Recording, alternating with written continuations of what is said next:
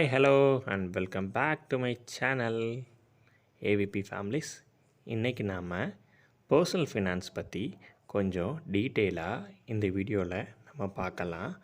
Personal ஃபினான்ஸுங்கிறது ஒரு தனிநபருடைய இலக்கை அடையிறதை நோக்கி குறிக்கும். இதில் 5 இம்பார்ட்டண்டான சைக்கிள்ஸ் இருக்குது. என்னென்னங்கிறத ஒன்று ஒன்றா பார்க்கலாம். ஃபர்ஸ்ட் 5 சைக்கிளில் ஃபர்ஸ்ட் இருக்கக்கூடியது ஏர்னிங்ஸ். இந்த இடத்துல நம்ம சம்பாதிக்கக்கூடிய பணம், 2வது ஸ்பெண்டிங், அதை செலவு பண்ணக்கூடிய விதம், 3 சேவிங்ஸ், 4வது இன்வெஸ்ட்மெண்ட், 5வது ப்ரொடெக்ஷன்.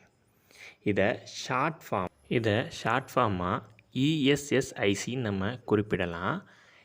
இந்த 5 சைக்கிளுமே ரொம்ப இம்பார்ட்டண்ட். ஏதாவது ஒன்று கொலாப்ஸ் ஆனால் கூட இது கம்ப்ளீட்டாக கொலாப்ஸ் ஆயிரும். இதில் 2 விதமான அட்வைஸ் இருக்குது. குட் அண்ட் பேட் அட்வைஸ் பற்றி வரக்கூடிய வீடியோக்களில் தொடர்ந்து நம்ம அதை பார்க்கலாம். என்ன தான் பர்சனல் ஃபினான்ஸ் பற்றி சொல்லிக் கொடுக்கறதுக்கு ஸ்கூல்ஸ், காலேஜஸ், ஆன்லைன் இன்ஸ்டிடியூஷன்ஸ் என்ன தான் இருந்தாலும் நம்ம லைஃப் கற்றுக் கொடுக்கக்கூடிய பர்சனல் ஃபினான்ஸுக்கு ஸ்ட்ரென்த் கொஞ்சம் அதிகமே ஜாஸ்திங்க. ஏன்னா இந்த இடத்துல நம்ம பணத்தை நம்மளே உழைச்சி நம்மளே இன்வெஸ்ட் பண்ணுறோம்.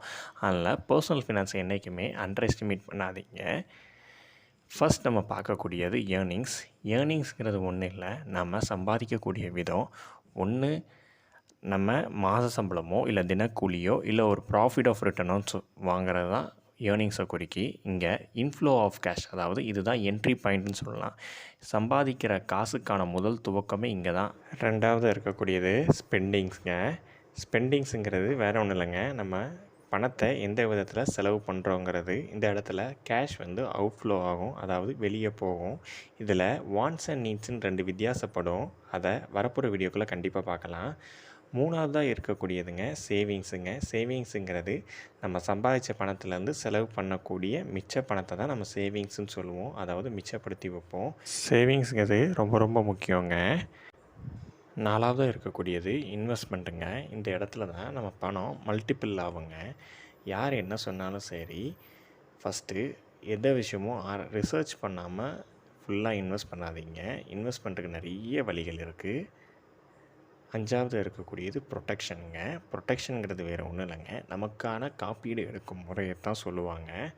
இதில் அது எல்லாத்தையுமே கவர் பண்ணும். லைஃப் இன்சூரன்ஸாக இருக்கட்டும், ஹெல்த் இன்சூரன்ஸாக இருக்கட்டும், ரொம்ப ரொம்ப முக்கியங்க. ஏன்னா இது ஒரு வகையில் ஒரு எமர்ஜென்சி ஃபண்டுங்கிற மாதிரி அவசர தேவைக்கு நமக்கு கண்டிப்பாக உதவுங்க. அடுத்த வீடியோவில் மீட் பண்ணலாங்க. நம்ம சேனலை பிடிச்சிருந்தா லைக் பண்ணுங்கள், ஷேர் பண்ணுங்கள், சப்ஸ்கிரைப் பண்ணுங்கள். உங்கள் வேல்யூபுளான கமெண்ட்ஸ் கொடுத்துக்கிட்டே இருங்க, அதுதான் நம்மளை முன்னேற்றம். See you all.